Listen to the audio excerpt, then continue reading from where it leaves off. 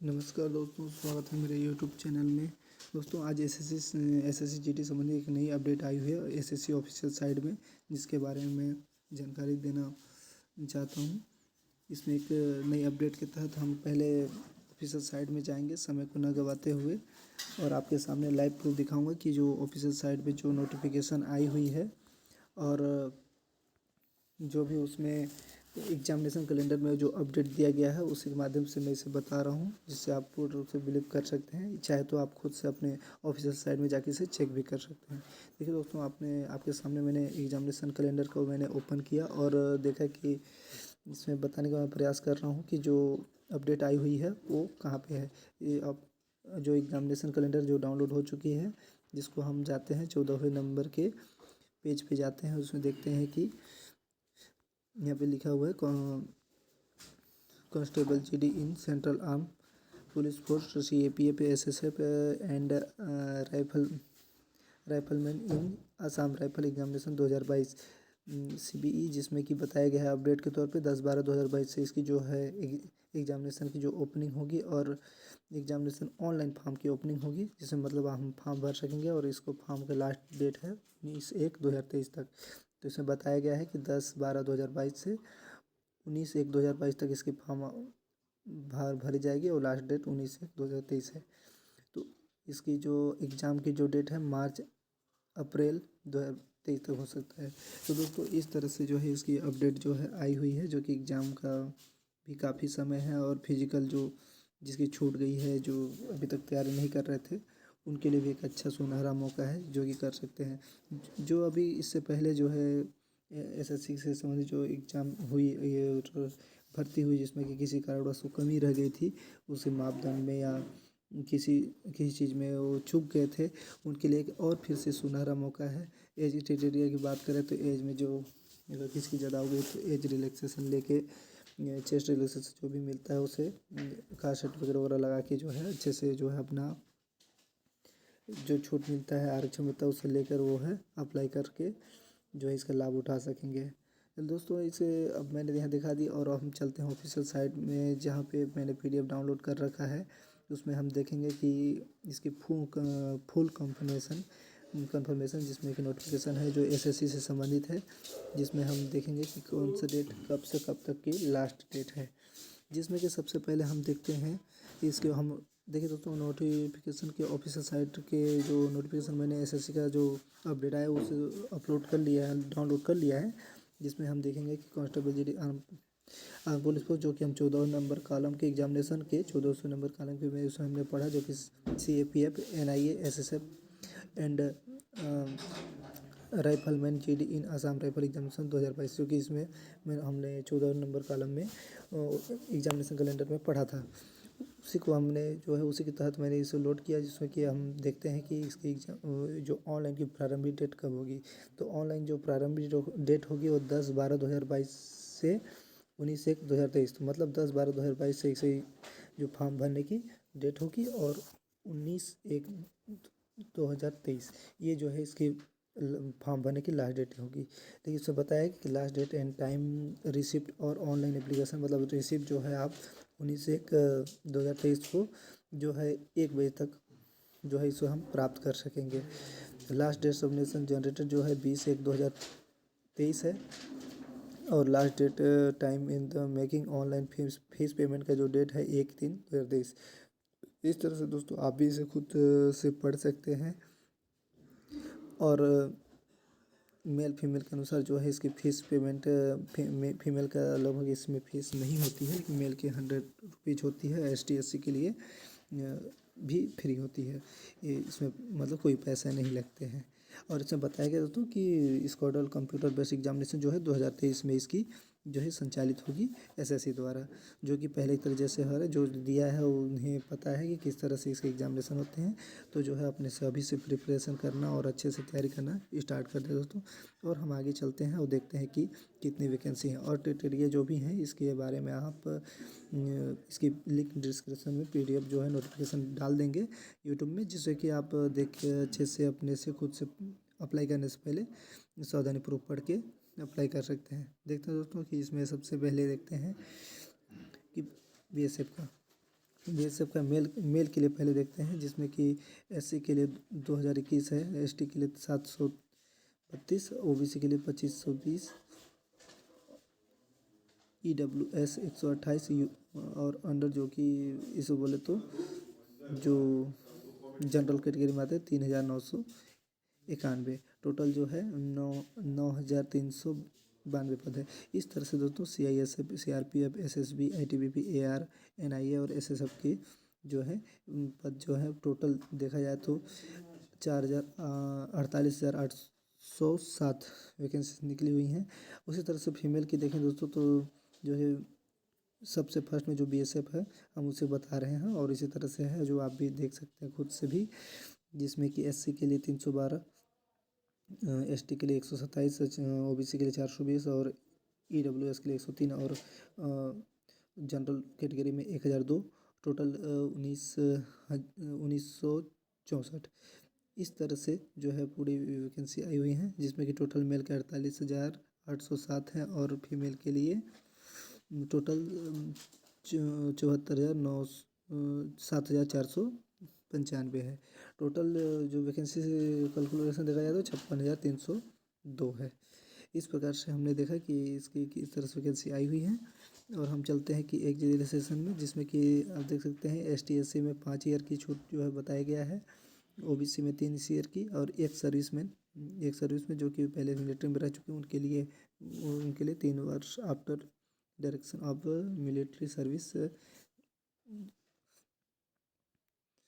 Related for the actual age on the date of recording. उसके तहत मतलब जो है जो छूट मिलता है जो एक सर्विसमैन को वो दिया गया है उनके बच्चों के लिए। और भी दिया गया है जिसमें चिल्ड्रन इन डिपार्टमेंट ऑफ व्यक्ति skilled in the 1984 rights on communal riots तो 2002 इन गुजरात में जो मतलब दंगा हुआ था उसमें जो प्रभावित हुए थे उन बच्चों के लिए भी इसमें कुछ छूट दिया गया है। इस तरह से और भी यह जो है छूट दिया गया है। OBC गुजरात में जो भी उनसे भी प्रभावित हुए तो उन्हें भी दिया गया है 8 वर्ष का छूट। इस तरह से एक जगह और इसमें दिया है जिसमें SC ST हैं उनके बच्चों को भी जो है गुजरात में जो कांड हुआ था उसके साथ छूट दिया गया है। इस प्रकार से हम देखते हैं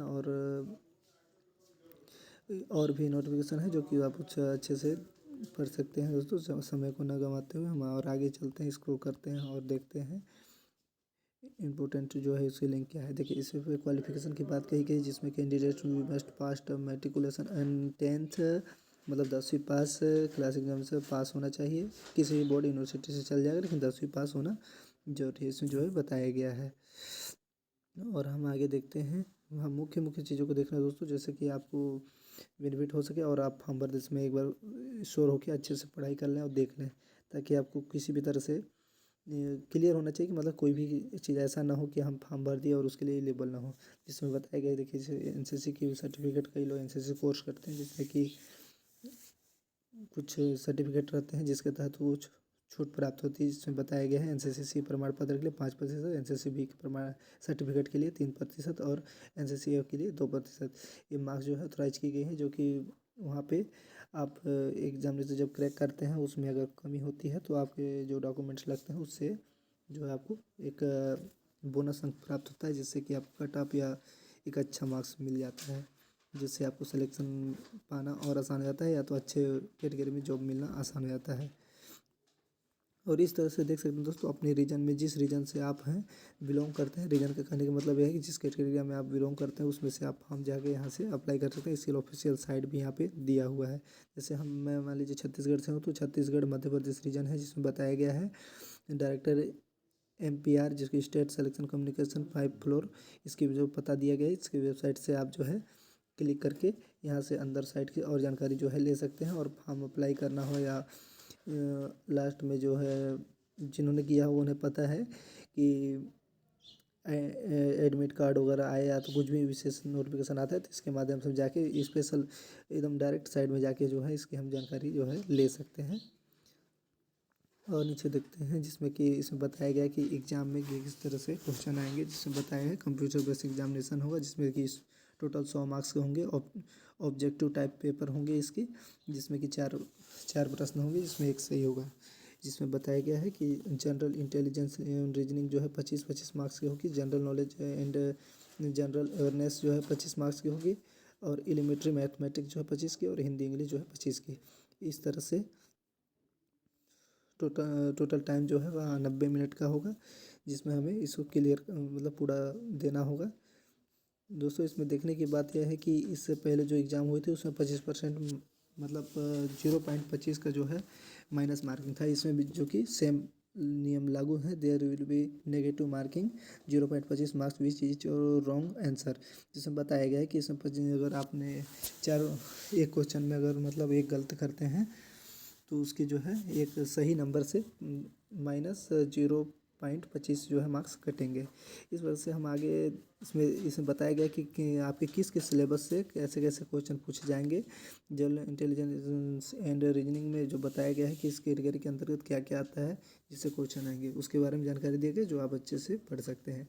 general knowledge and general awareness उसके बारे में बताया गया है, और एलिमेंट्री मैथमेटिक्स के बारे में भी बताया गया है, हिंदी इंग्लिश में बताया गया है। जो कि हिंदी और इंग्लिश, हिंदी इंग्लिश का कहने का मतलब है दोस्तों कि आप अगर इंग्लिश समझ में आता है तो आप इंग्लिश में, और हिंदी समझ में आता है तो हिंदी में आप एग्जाम अच्छे से दे सकते हैं। अगर जिसकी हिंदी में अच्छी पकड़ है तो इंग्लिश जब हिंदी चूज करके 25 अंक बहुत अच्छे से उठा सकते हैं। इसके लिए ग्रामर जो है पढ़ना मैं अच्छा सजेशन दूंगा दोस्तों, जो कि मेरा अनुभव है।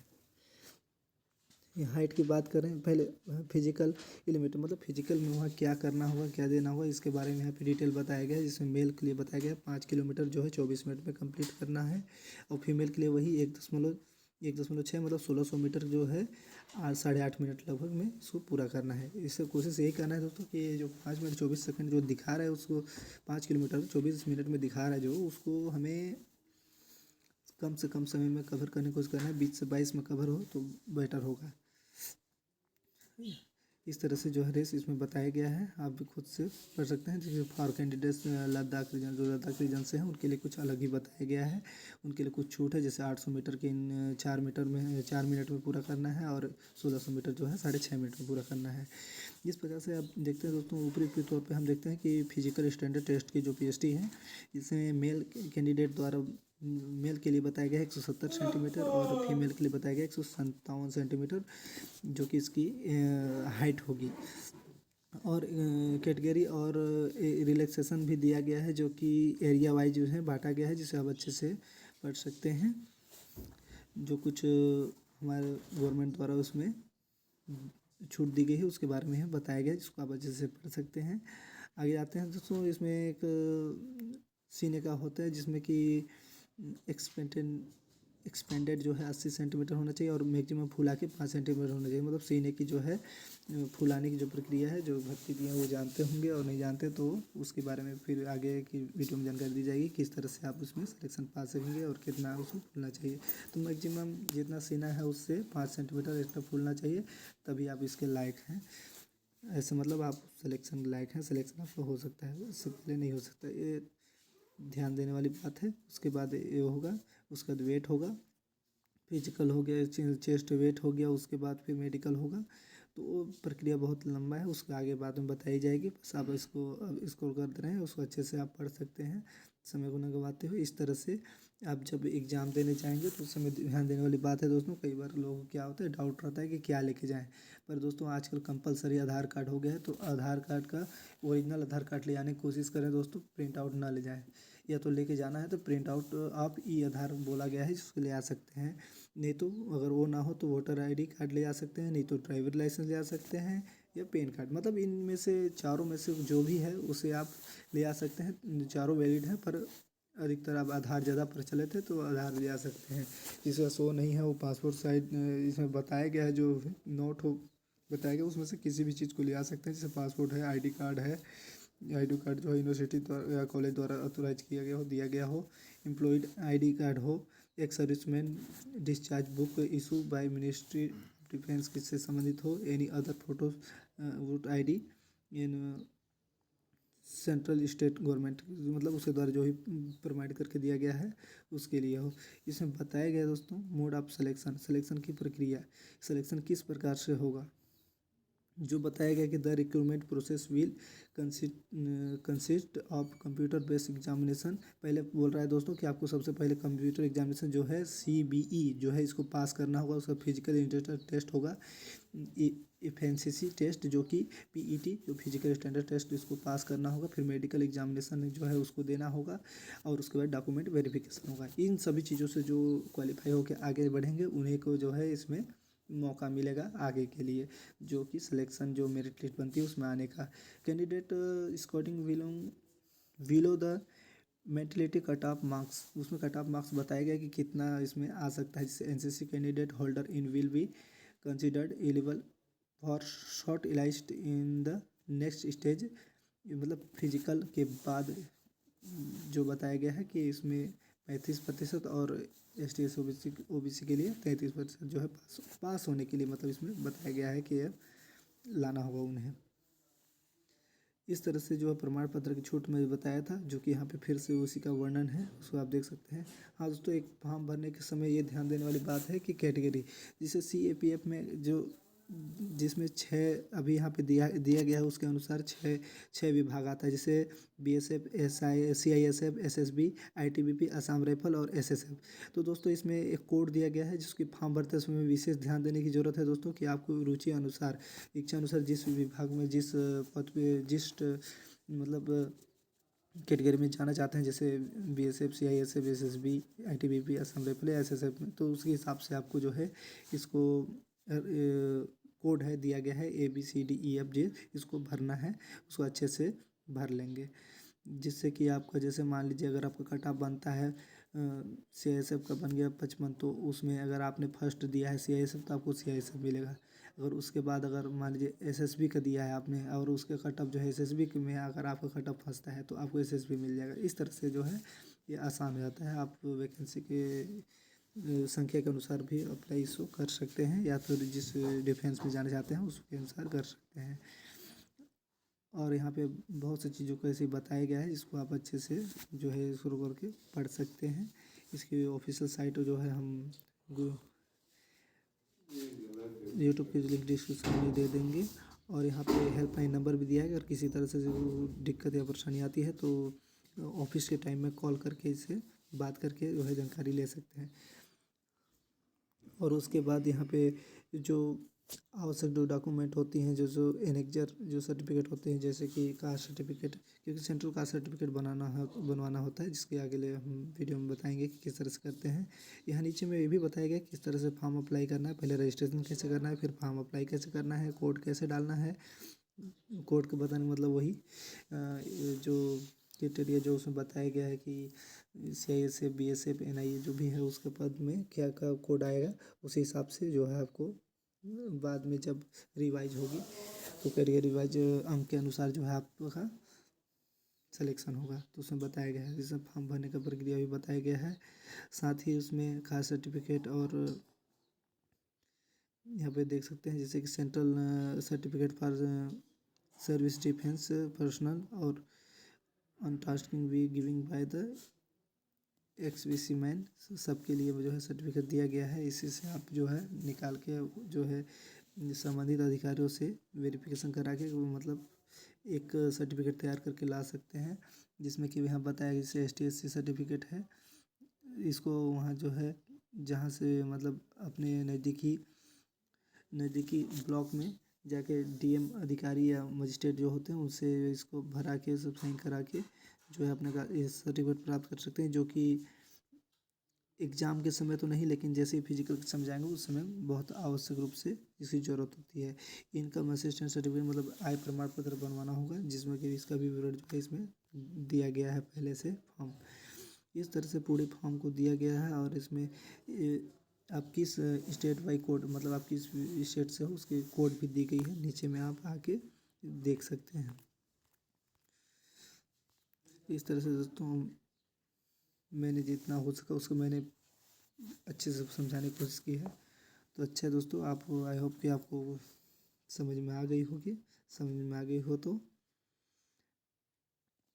अप्लाई करें, और कुछ डाउट हो तो कमेंट सेक्शन में ज़रूर बताएं, आपकी मदद जितना हो सकेगा करेंगे। जय हिंद।